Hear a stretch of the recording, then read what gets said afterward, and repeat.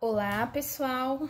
Eu, Laís e a Vívia iremos apresentar a vocês um pouco do que foi o caso A Última Tentação de Cristo versus o Chile, que teve a sentença proferida no dia 5 de fevereiro de 2001.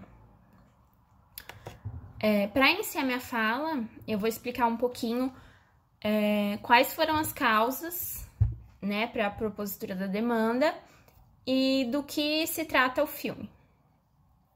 Em resumo, né? Claro. A Última Tentação de Cristo foi um filme que passou no Chile e um comitê de censura que, inclusive na época, tinha aprovação constitucional do Chile, proibiu a transmissão do filme com o embasamento de que violaria valores cristãos. O que gerou polêmica na época é que o filme é uma distopia no sentido de que ele questiona, em tese, o que Cristo teria feito, o que Cristo faria se não se submetesse a morrer na cruz por nós. Então, qual seria outra alternativa?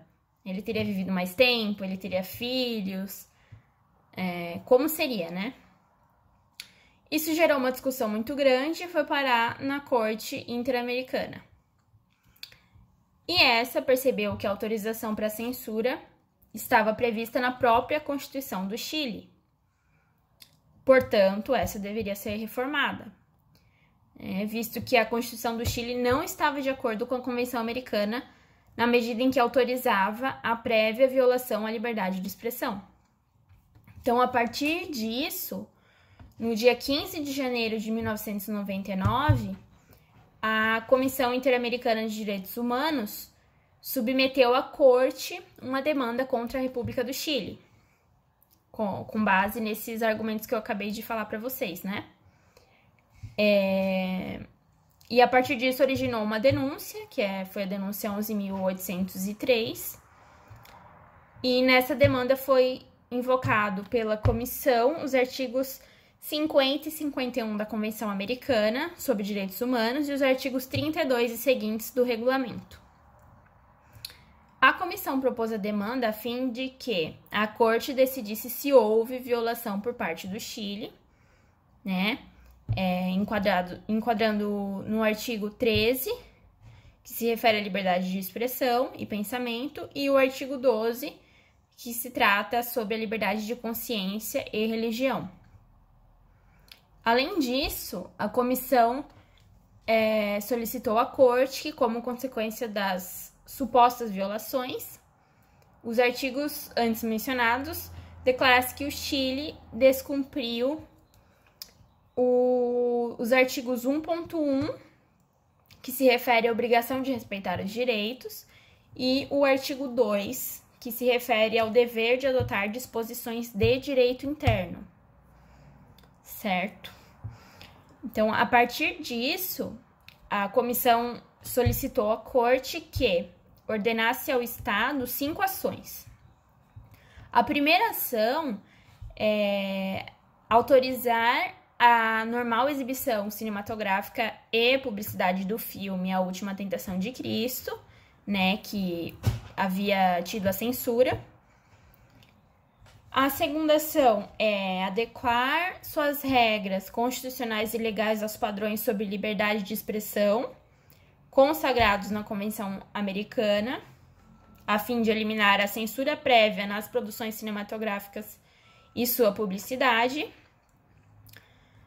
A ação 3 é assegurar que os órgãos de poder público, suas autoridades e funcionários, exerçam os direitos e liberdades de expressão, consciência e religião reconhecidos na Convenção Americana e se abstenham de impor censura prévia às produções cinematográficas. A quarta ação é reparar as vítimas, neste caso pelo dano sofrido, né? E a quinta é efetuar o pagamento de custas e reembolsar os gastos incorridos pelas vítimas, além, né, dos honorários de seus representantes. Bom dia, gente. Dando continuidade ao que a Laís começou explicando para vocês, eu vou falar um pouco mais sobre a questão da violação da liberdade de expressão e a questão das normas constitucionais.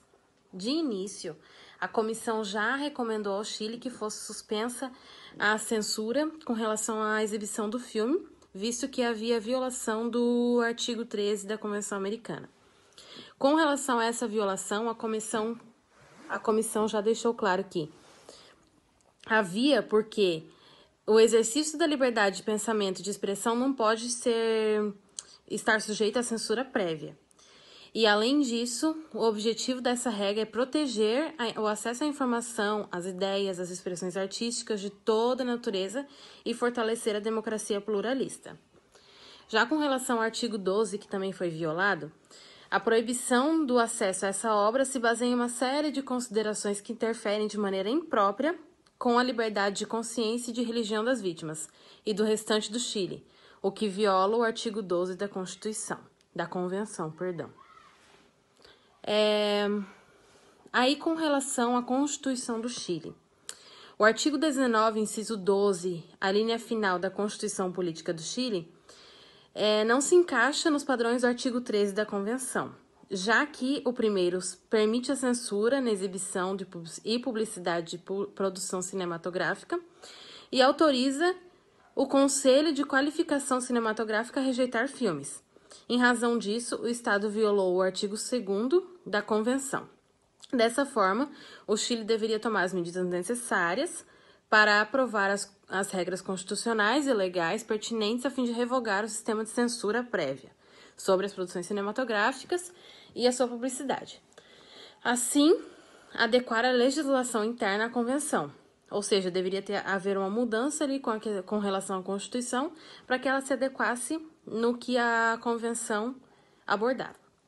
O Estado apresentou, então, um projeto de reforma do referido artigo 19, inciso 12, linha final, para eliminar a censura cinematográfica e substituir por um sistema de qualificação cinematográfica. Só que, como esse projeto ainda não foi aprovado pelo Congresso Nacional, o Chile continua violando o artigo 2º da Convenção.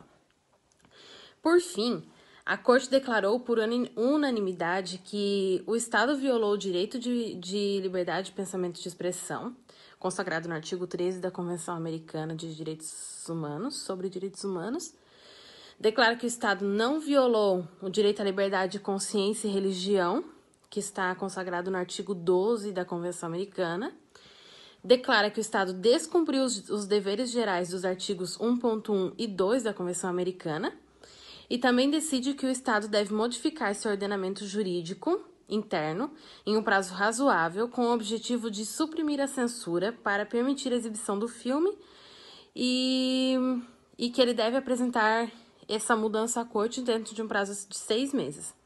Além disso, foi determinado o pagamento de multa de um determinado valor para as vítimas e seus representantes do caso.